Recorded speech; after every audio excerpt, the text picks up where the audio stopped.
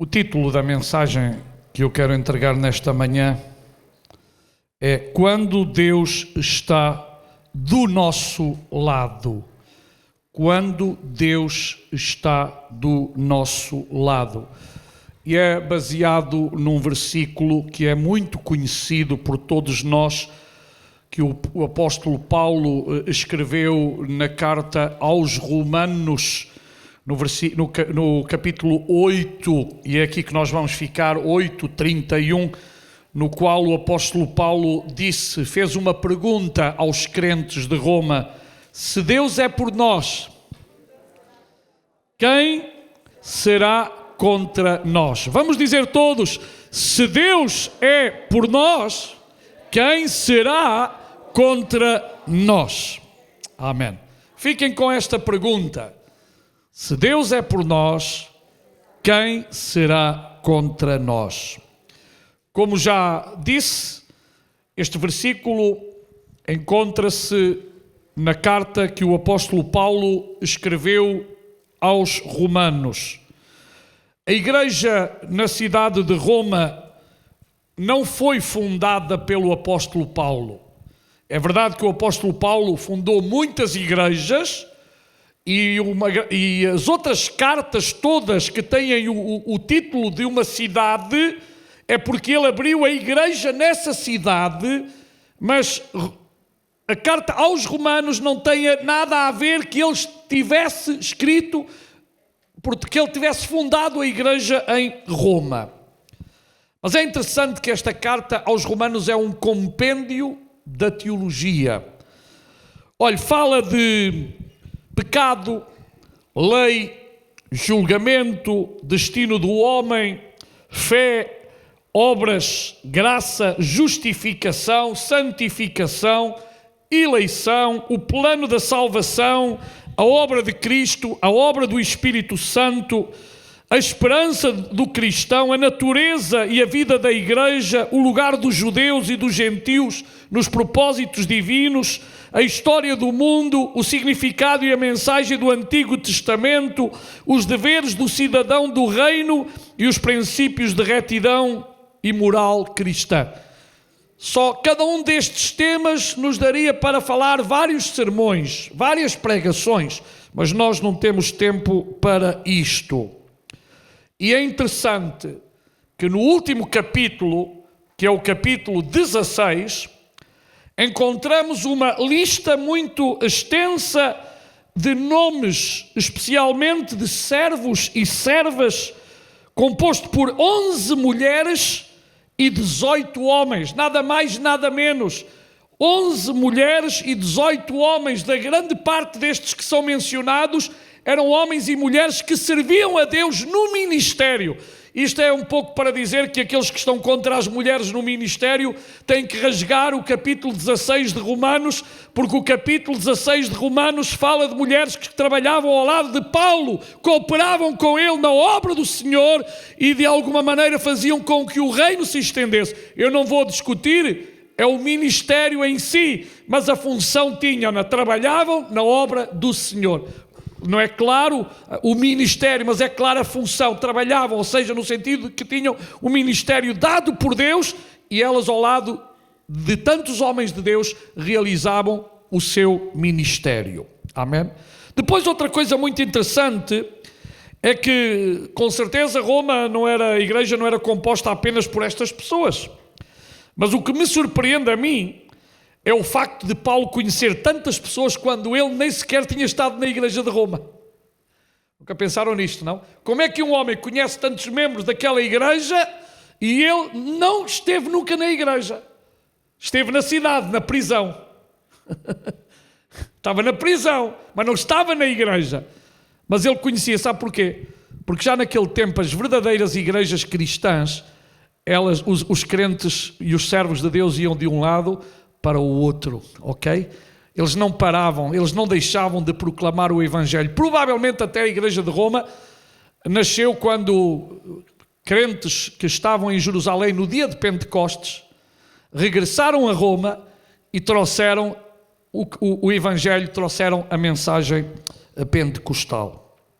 Outra coisa que a mim me surpreende na igreja de Roma Era uma igreja heterogénea, onde a sua riqueza, a riqueza da igreja estava na diversidade de pessoas.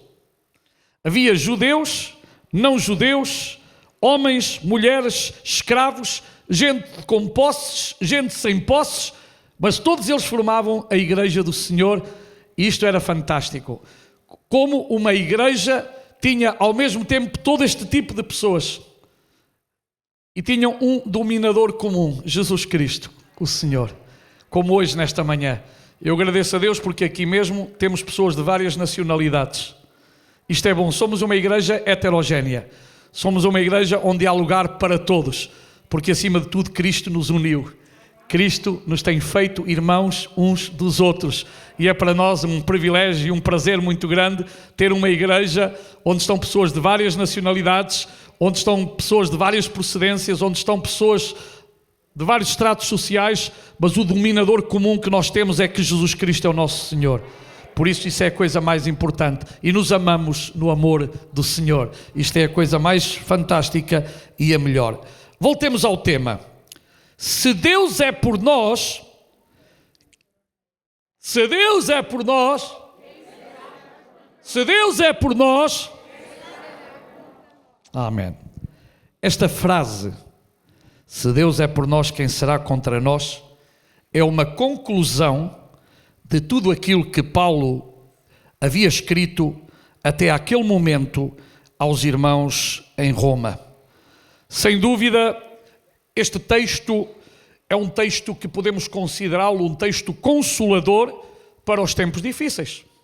Quando tu ou eu estamos a passar por dificuldade, é bom dizermos, se Deus é por mim, quem será contra mim? Quando eu estou a passar por uma doença, por uma tribulação, por uma vida difícil, é bom eu dizer, se Deus está comigo, quem pode estar contra mim? Então os irmãos, vejam a importância de nós acreditarmos que efetivamente Deus está com o seu povo. Deus está com aqueles que fazem o seu querer e a sua vontade. Se as adversidades são grandes, meu irmão, minha irmã, não te esqueças, se Deus é por ti, quem será contra ti? Perante a solidão e a crueldade da vida, não te esqueças, se Deus é por ti, quem será contra ti? Será que é assim tão fácil? Será que podemos passar tão facilmente pelos problemas da vida? Podemos resolver todos os nossos problemas e conflitos com as palavras, se Deus é por nós, quem será contra nós? Irmãos, o versículo 31 diz que diremos, pois, estas coisas. Se Deus é por nós, quem será contra nós? E agora diz, aquele que nem mesmo o seu próprio filho poupou, antes o entregou por todos nós. Eu estou a pensar num acontecimento histórico no Antigo Testamento, em que um homem estava preparado para entregar o seu próprio filho em sacrifício a Deus. Como é que se chamava? Abraão. Como é que se chamava o seu filho? Isaque. Deus pediu-lhe o seu filho. Isaque é um protótipo de Cristo. Ok? Não foi Isaque quem morreu, mas foi Jesus mais tarde que morreria pelos teus e pelos meus pecados. Mas Deus está a pedir o seu único filho, o filho da promessa, o filho que nasceu na impossibilidade humana de nascer, o filho que nasceu de uma estéril, de um homem velho. Tudo isto era impossível aos homens, tudo isto era impossível à ciência, tudo isto era impossível de acordo com os parâmetros humanos. Mas se Deus é por nós, quem será contra nós? Deus estava com Abraão. E quando Deus prometeu que iria dar um filho a Abraão, mesmo na sua velhice, mesmo quando ele ainda esperou alguns anos para que isto acontecesse, Abraão não se esquecia, se Deus é por mim, quem será contra mim? Meu irmão, nunca esqueças esta grande verdade. Se Deus é por ti, quem será contra ti? Agora,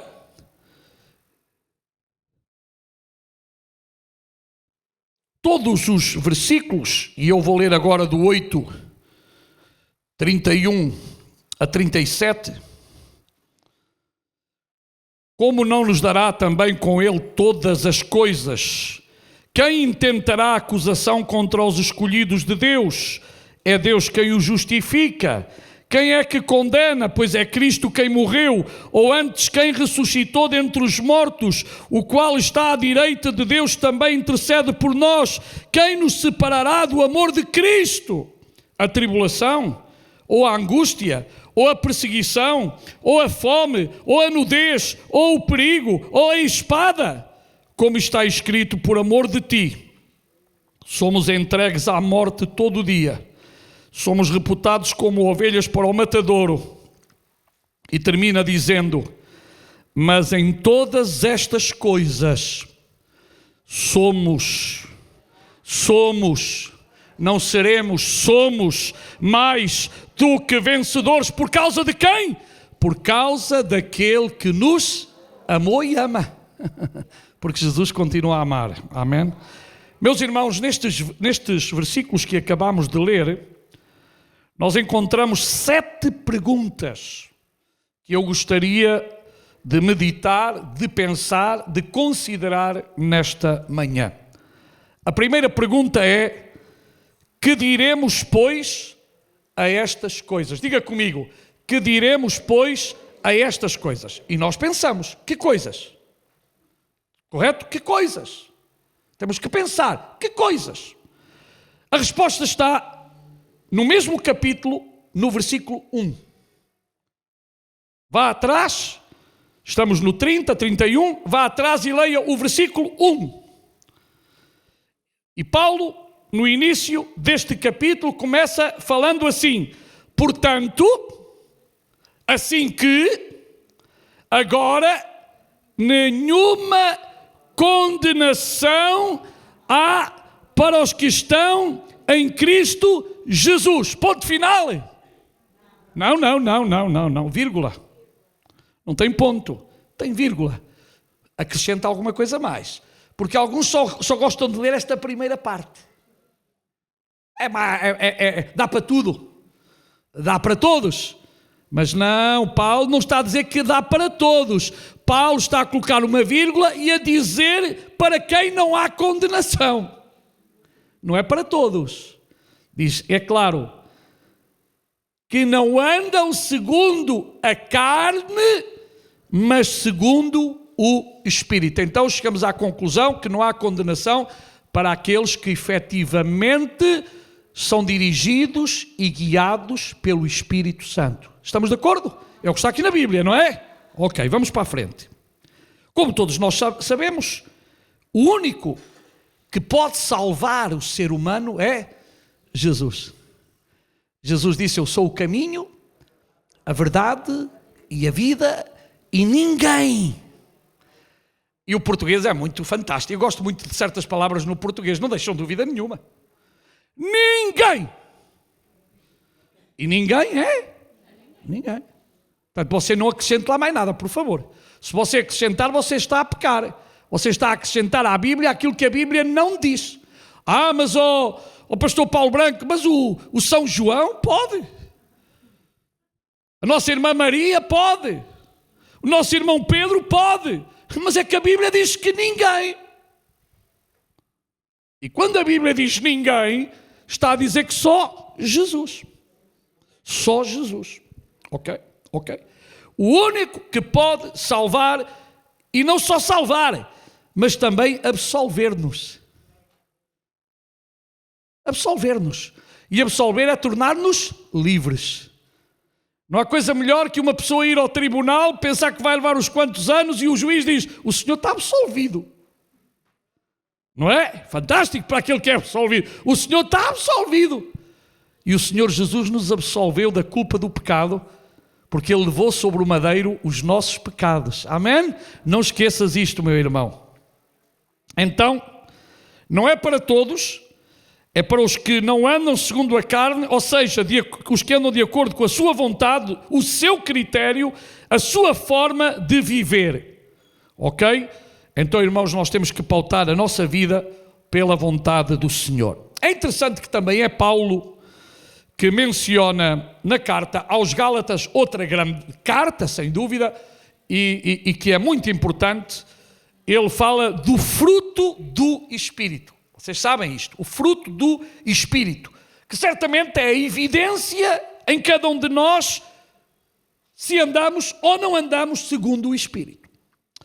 E Paulo diz em Gálatas 5, 22 e 23, diz: mas o fruto do Espírito é amor, alegria, paz, longanimidade, benignidade, bondade, fidelidade, mansidão, domínio próprio. E termina dizendo: contra essas coisas não há lei. Podes dar o máximo. Não diz, tens que fazer 3 vezes ao dia, 4 vezes à semana, tens que fazer isto e aquilo. Não há lei, faz tudo o que possas. Ou seja, produz fruto do Espírito, dá fruto do Espírito, que o fruto do Espírito através de ti seja uma bênção para todos aqueles que estão à tua volta. Então não há limitações, não há limites nisto, não há lei. Agora vem a grande pergunta para os que são dirigidos pelo Espírito. É a tal pergunta que voltamos ao mesmo: se Deus é por nós, quem será contra nós? Efetivamente, a primeira pergunta já está respondida. Que diremos, pois, a estas coisas? Nós não temos muito que dizer, porque quem disse tudo foi Deus. Foi Deus quem nos salvou, foi Deus quem nos perdoou, foi Deus quem nos preparou a vida eterna, é Deus que está connosco todos os dias até à consumação dos séculos. Então nós não podemos dizer, acrescentar nada nem tirar nada, porque a Bíblia é clara. Agora, irmãos, vamos refletir um pouco sobre esta pergunta. Quem pode ser contra nós quando Deus está conosco? Quem pode nos ferir ou destruir? Os pecadores podem estar contra nós e o grande inimigo das nossas almas, mas o poder de Jesus de nos destruir, ele é retirado. Eu estou a pensar em Jó. Jó era um homem reto, um homem temente a Deus, um homem que se afastava do mal, e o diabo não gostava disso. E foi ter com Deus. Vocês conhecem, quem não pode ler, quem não conhece a história, pode ler depois no livro de Jó. Cronologicamente é o livro mais antigo da Bíblia, ok? É o livro mais antigo da Bíblia que foi escrito, o primeiro livro a ser escrito. A Bíblia não está cronologicamente, está no sentido da criação, mas não da escritura dos livros. E Jó era um homem verdadeiramente temente a Deus. E o diabo não gosta de pessoas que temem a Deus. O diabo não gosta de pessoas que fazem a vontade de Deus. E diz, Jó é assim porque tem tudo. Jó é bom para ti, faz tudo correto porque tem propriedades, tem uma família, é considerado, é respeitado. Então ele é assim para ti porque tu lhe dás muita coisa. Vocês sabem que o diabo é mesmo malandro. É malandro, irmãos. Muito malandro. Ele até quer ensinar a Deus as coisas. Quando Deus é omnisciente e sabe tudo. Deus conhece a sinceridade do teu e do meu coração. Deus conhece cada um de nós. Ainda não falámos, já Ele está a ler o nosso pensamento. O diabo não, ele sim. Por isso é que ele é omnisciente, sabe todas as coisas. Então Deus permitiu que o diabo lhe tocasse. Efetivamente o diabo tocou nos seus filhos, nas suas fazendas. Os irmãos conhecem a história. Tocou em tudo. Finalmente tocou-lhe na sua saúde. E vocês conhecem a própria mulher, disse, amaldiçoa o teu Deus e morre. E ele deu-lhe uma grande resposta. Deu-lhe uma grande resposta, sem dúvida. Mas finalmente, irmãos, ele nunca amaldiçoou Deus ele nunca foi contra Deus, podia não estar de acordo em algum momento, passou um tempo difícil, os seus amigos também não eram muito bons amigos, mas ele manteve a sua integridade em Deus. Sabe porquê? Porque ele sabia, se Deus é por mim, aquilo que me possa acontecer é temporário, mas não é definitivo. Tu hoje podes estar a passar um momento difícil, mas eu quero dizer-te que Deus tem vitória para ti. Deus tem vitória para mim. Deus tem vitória para nós. Há momentos, Jesus nunca disse que a vida ia ser fácil.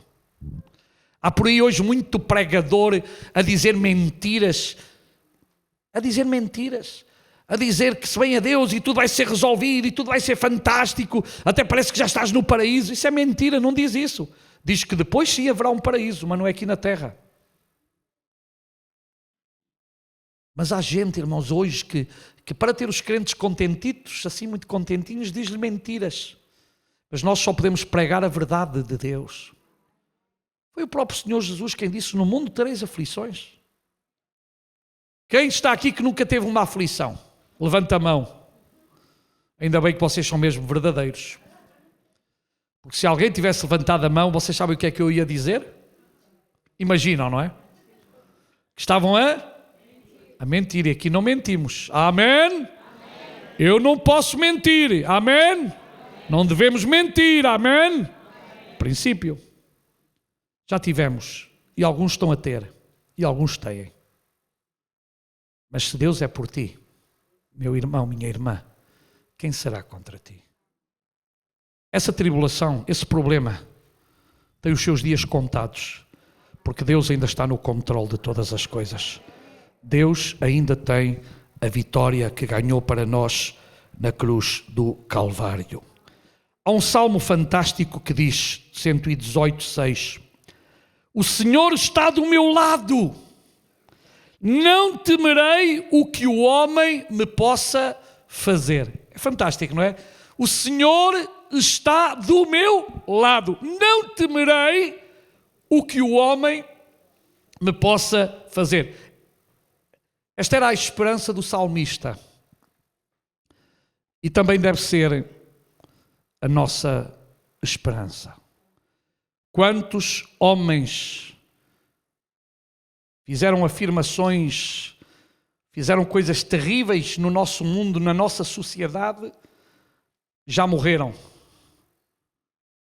Já morreram.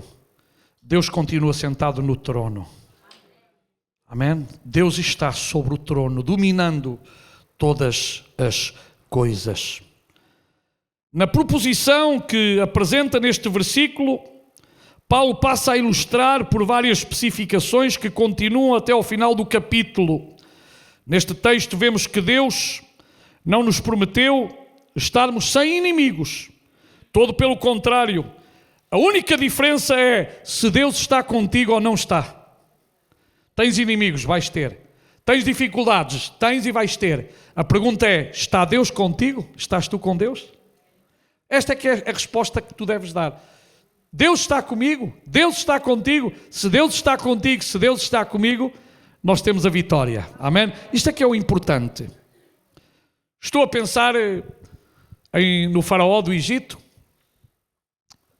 o senhor mais poderoso daquela época, um grande exército, uma grande civilização. Os egípcios eram conhecidos, quem já estudou algo sobre o Egito sabe aquelas imponentes pirâmides, não é? Aquela arqueologia fantástica, aquele sem fim de deidades, divindades que eles tinham, a quem adoravam, e um povo humilde que, afinal de contas, tinha acabado por ser escravo, o povo judeu, naquele lugar, apenas usado para a construção. E, finalmente, Faraó teve que deixar sair o povo de Israel. E os irmãos sabem que depois ainda não tinham passado o Mar Vermelho e o exército egípcio veio atrás deles. Alguns, ao ver o mar em frente, montanhas do outro lado e os egípcios atrás das costas, podiam dizer: Moisés, foi para isto que nos trouxestes ao deserto? Para morrermos aqui? Mas Moisés sabia uma coisa: se Deus é por nós, quem será contra nós? E meus irmãos, Deus tinha a solução para o povo de Israel, abriu as águas do Mar Vermelho, o povo passou, o exército vinha atrás e ficou lá. Ainda hoje há evidências arqueológicas de um lugar que no lugar que é apontado como se fosse uma estrada por debaixo da água, onde encontraram as rodas dos carros de Faraó lá e esqueletos também. Portanto, irmãos, contrariamente a muita gente que diz tanta estupidez como que o Mar Vermelho era um sítio muito baixinho e aquilo dava aqui pelos joelhos, eu digo, grande milagre, afogar o exército com água pelos joelhos, fantástico.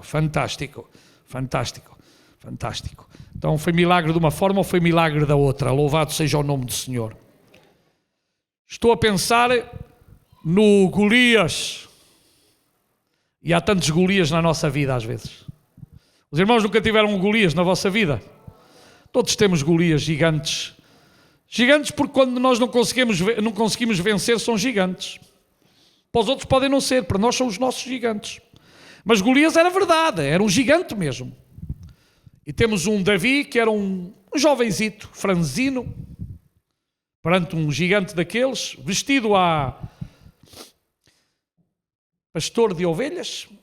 Tentaram colocar-lhe a couraça, a armadura, o pobre nem podia andar com ela.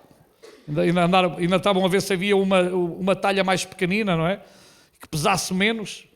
Mas ele disse, não, isto não serve para mim, eu vou mesmo ao gigante como estou, porque eu confio naquele que é por mim. Os irmãos sabem a história. Davi colocou-se, não sei a distância, mas colocou-se diante do gigante, e o gigante riu-se dele, à fartazana. Olha o puto, é o miúdo. O que é que o miúdo quer? O miúdo vem para aqui. Isto já está, é pão comido. Pensava ele esquecia-se que se Deus é por ti, quem será contra ti? Se Deus estava com Davi, quem era o gigante? Era um papo seco para comer de manhã. Um papo seco. Já estava arruinado. E o que é que aconteceu? O gigante caiu. Irmãos, caiu porque Deus estava com Davi. Não era outra coisa, não acreditem que era outra coisa que não era. É porque Deus estava com Davi. E quando Deus está connosco, os nossos gigantes caem, em nome de Jesus.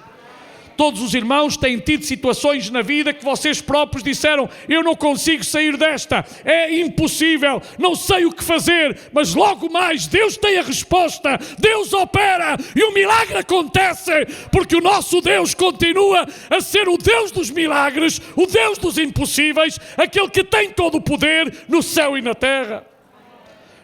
Não esqueças isto, Deus, o nosso Deus, é aquele que tem todo o poder no céu e na terra. Aleluia! E Ele tem todo o poder. E se Ele é por ti, Ele vai te ajudar, Ele vai levantar-te, Ele vai te dar a força que tu necessitas para sermos mais que vencedores. Estou a pensar também em Eliseu. Esta história está em 2 de Reis 6, 15 a 23. Quando o moço de Eliseu viu o inimigo lá fora e disse, meu pai, isto está mal. Já vistes bem os inimigos lá fora? Já vistes bem o exército lá fora? Ele tinha razão, porque ele só via aquilo. 2 de Reis 6, 16, disse, Eliseu disse ao rapaz, versículo 16, capítulo 6, e ele disse, não temas, porque mais são os que estão conosco dos que estão com eles. Imagine-se, um exército tinha cercado a cidade com cavalos e carros. Isto está no capítulo 15. E o moço disse, ai meu senhor, cheio de medo, o que faremos? O que faremos? E a palavra de Deus dada através de Eliseu foi, não temas, Meu irmão, recebe esta palavra nesta manhã. Não tenhas medo. Entrega o teu caminho ao Senhor. Confia nele.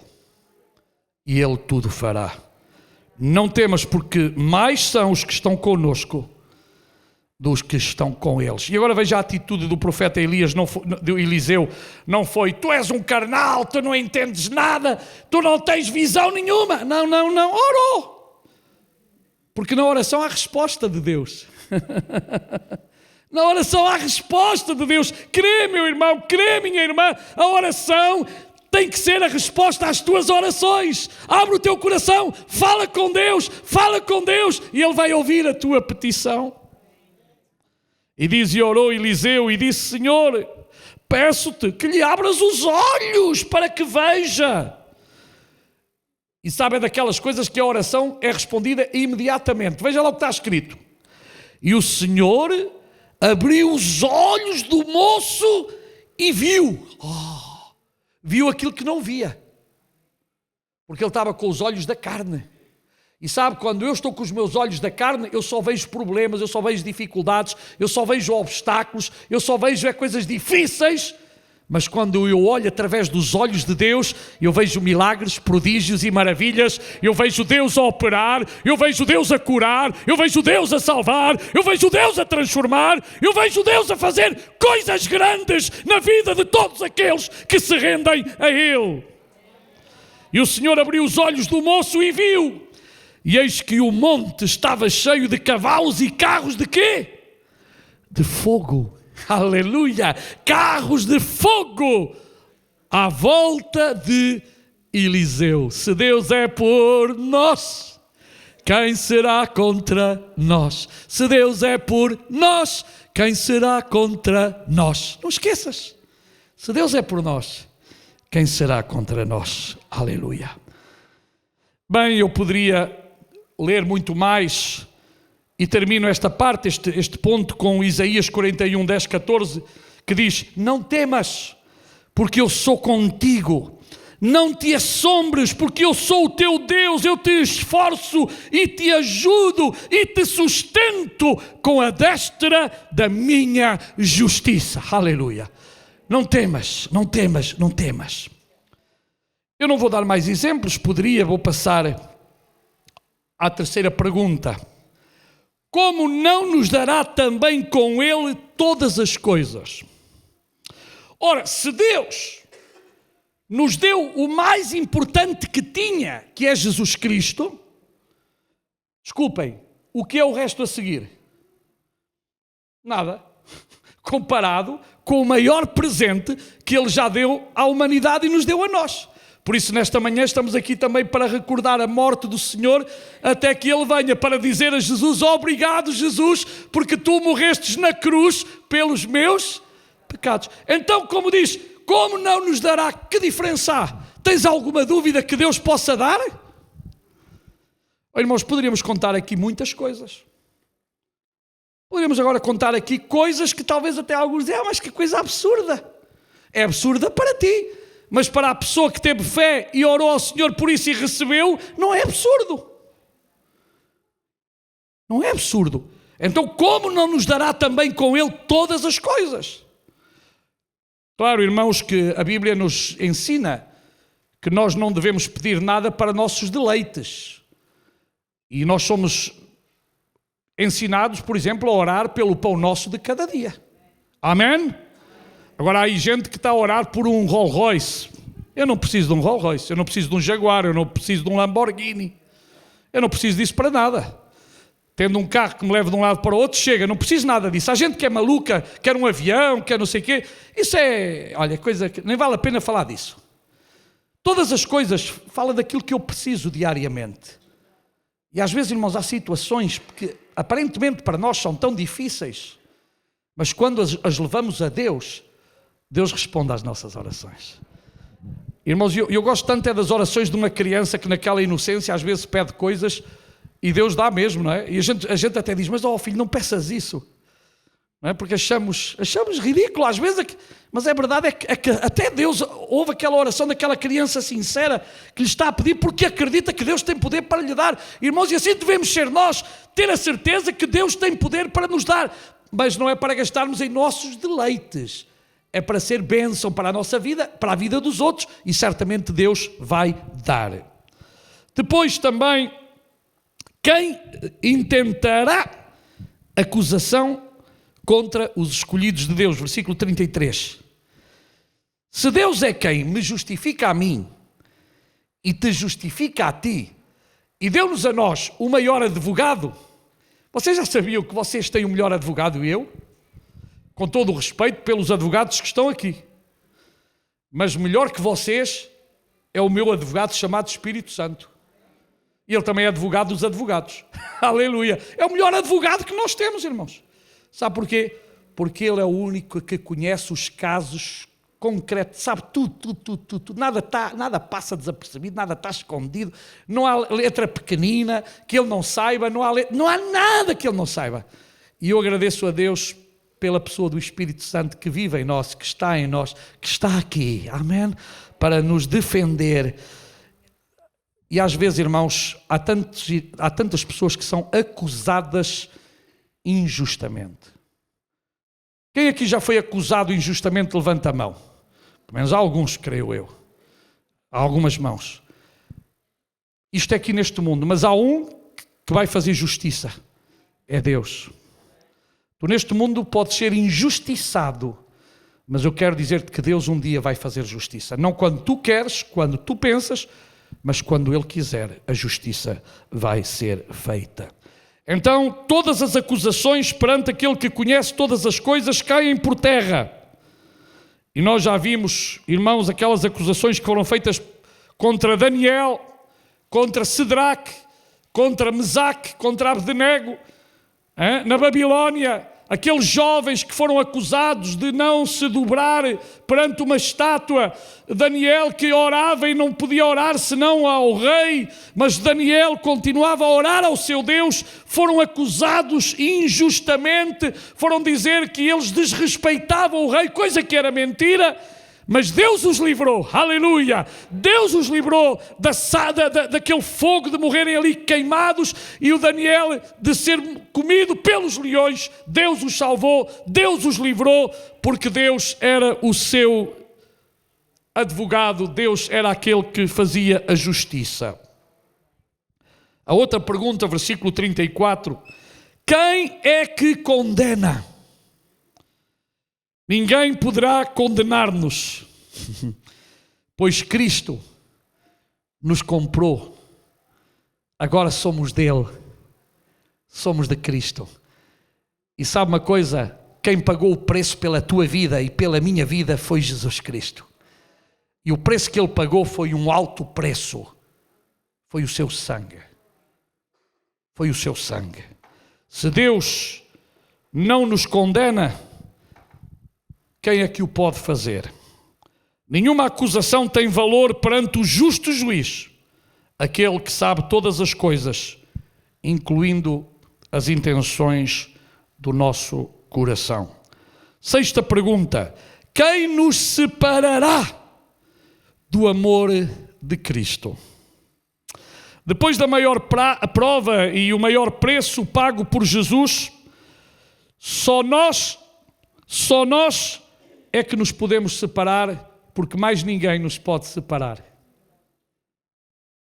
Só tu. Nem o diabo tem poder para te separar. Nem os demónios têm poder para te separar. Tu sim, porque Deus deu-te a ti e a mim vontade própria. Mas a responsabilidade será tua e minha. Mas Deus nunca me vai abandonar. Nem quando eu falho. Deus não abandona quem falha. Deus ainda está ali de braços abertos para receber aqueles que falham, para perdoar, para ajudar, para levantar, para animar. Assim é Deus para connosco. O diabo muitas vezes quer que nós pensemos que pelo facto que falhamos, Deus nos vai deixar, Deus nos vai abandonar, Deus nos vai apontar o dedo e vai chamar-nos algum nome, mas é mentira. Deus está disposto a restaurar cada vida que é sincera diante dEle e lhe pede perdão e lhe pede ajuda e abre o seu coração para que Ele possa trabalhar nas nossas vidas. Aleluia! Quem nos separará do amor de Cristo? Meu irmão, minha irmã, nada, nem ninguém tem o poder de nos separar de Cristo, a não ser a tua vontade e a minha vontade em abandoná-lo, o que seria lamentável e triste, dar as costas àquele que nos amou com amor eterno, àquele que deu a sua vida por nós, demonstrando amor, demonstrando compaixão. E não há maior amor do que este, que quando nós éramos pecadores, maus, Ele nos amou. Não era quando nós estávamos a dizer coisinhas bonitas para Deus. Não era quando nós fazíamos coisas boas, porque a Bíblia diz que não há um justo, nenhum sequer. Mas Deus amou-nos quando nós não tínhamos nenhuma possibilidade, quando nós estávamos condenados à morte. Ele decide por vontade própria amar-nos e providenciar o Salvador, e desde o Antigo Testamento que Ele começou a anunciar esse Salvador através de profecias, através de símbolos, para dizer à humanidade que Ele estava a preparar o Messias, o Cristo de Deus, para vir salvar e buscar todo aquele que estava perdido. E um dia nós aceitamos Jesus Cristo como Senhor e Salvador, e eu não quero voltar atrás, meus irmãos. Meu irmão, minha irmã, tu não podes voltar atrás, será a tua condenação. Deus comprou-te por um alto preço. É bom que valorizes o preço pelo qual Jesus te comprou. Jesus me comprou.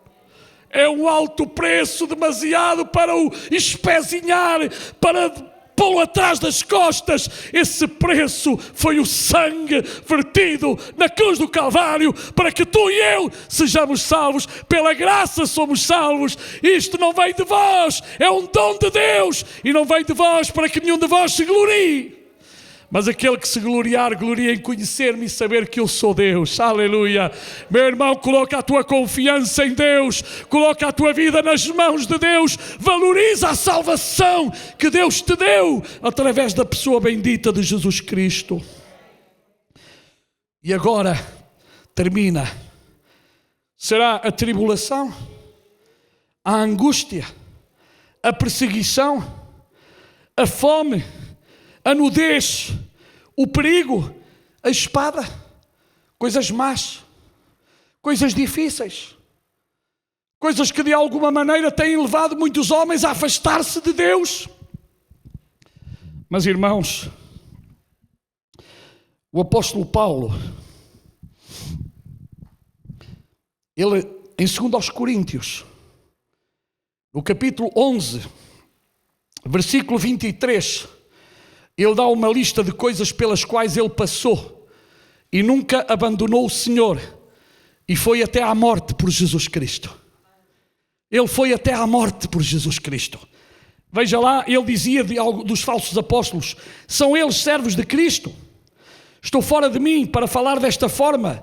Eu ainda mais, trabalhei muito mais, fui encarcerado mais vezes, fui açoitado mais severamente e exposto à morte repetidas vezes. 5 vezes recebi dos judeus 39 açoites, 3 vezes fui golpeado com varas, 1 vez apedrejado, 3 vezes sofri naufrágio, passei 1 noite e 1 dia exposto à fúria do mar, estive continuamente viajando de uma parte à outra, enfrentei perigos nos rios, perigos de assaltantes, perigos dos meus compatriotas, perigos dos gentios, perigos na cidade, perigos no deserto, perigos no mar e perigos dos falsos irmãos. Trabalhei arduamente, muitas vezes fiquei sem dormir, Passei fome e sede e muitas vezes fiquei em jejum, suportei frio e nudez. Além disso, enfrento diariamente uma pressão interior, a saber, a minha preocupação com todas as igrejas. Quem está fraco, que eu não me sinta fraco. Quem não se escandaliza, que eu não me queime por dentro. Se devo orgulhar-me, que seja nas coisas que mostram a minha fraqueza. Deus e o Pai do Senhor Jesus, que é bendito para sempre, sabe que não estou mentindo. Irmãos, acham que aquilo que Paulo passou humanamente falando foi fácil? Os irmãos leram aqui este relato, irmãos. Os irmãos leiam o livro dos Atos dos Apóstolos e os irmãos vejam a maneira como os primeiros cristãos sofreram. Os apóstolos, menos João, e João também foi torturado e enviado para a ilha de Patmos. Todos eles foram mortos, irmãos. Mas eles não abandonaram o Senhor. Eles são como este que Paulo está a dizer, e Paulo aqui é muito claro: a tribulação, ou a angústia, a perseguição, ou a fome, ou a nudez, ou o perigo, ou a espada. Será que alguma dessas coisas me pode abandonar? Me pode fazer com que eu abandone Deus? De maneira nenhuma, porque se Deus é por nós, quem será contra nós? E está escrito: aquele que nem mesmo o seu próprio filho poupou, antes o entregou por todos nós, como não nos dará também com ele todas estas coisas? E termino com 1 de Pedro 4,13: mas alegrai-vos no facto de serdes participantes das aflições de Cristo, para que também na revelação da sua glória vos regozijeis e alegreis.